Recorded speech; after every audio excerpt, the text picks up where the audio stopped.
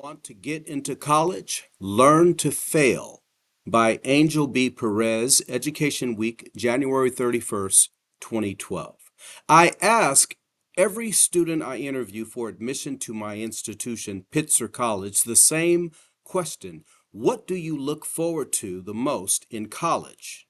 I was stunned and delighted recently when a student sat across from me at a Starbucks in New York City and replied, I look forward to the possibility of failure. Of course, this is not how most students respond to the question when sitting before the person who can make decisions about their academic futures. But this young man took a risk. You see, my parents have never let me fail, he said. When I want to take a chance at something, they remind me it's not a safe route to take. Taking a more rigorous course or trying an activity I may not succeed in, they tell me, will ruin my chances at college admissions. Even the sacrifice of staying up late to do something unrelated to school, they see as a risk to my academic work and college success. I wish I could tell you this is an uncommon story, but kids all over the world admit they are under tremendous pressure to be perfect. When I was traveling in China last fall and asked a student what she did for fun, she replied, I thought I wasn't supposed to tell you that. I wouldn't want you to think I am not serious about my work. Students are usually in shock when I chuckle and tell them I never expect perfection. In fact, I prefer they not project it in their college applications. Of course, this goes against everything they've been told and makes young people uncomfortable. How could a dean of admission at one of America's most selective institutions not want the best and the brightest? The reality is, perfection doesn't exist, and we don't expect to see it in a college application. In fact, admission officers tend to be skeptical of students who present themselves as individuals without flaws.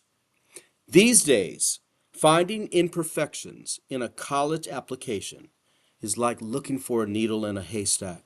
Students try their best to hide factors they perceive to be negative and only tell us things they believe we will find impressive.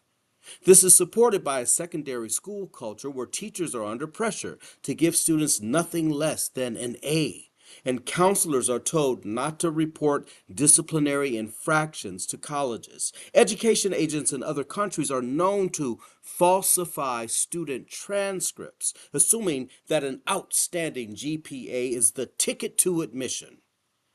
Colleges respond to culture shifts, and admissions officers are digging deeper to find out who students really are outside of their trophies, medals, and test scores. We get the most excited when we read an application that seems real. It's so rare to hear stories of defeat and triumph that when we do, we cheer. If their perspectives are of lessons learned or challenges overcome, these applicants tend to jump to the top of the heap at highly selective colleges. We believe an error in high school should not define the rest of your life, but how you respond could shape you forever. I've spent enough time in high schools to know teenagers will never be perfect. They do silly things, mess up, fall down, and lack confidence. The ability to bounce back is a fundamental life skill students have to learn on their own.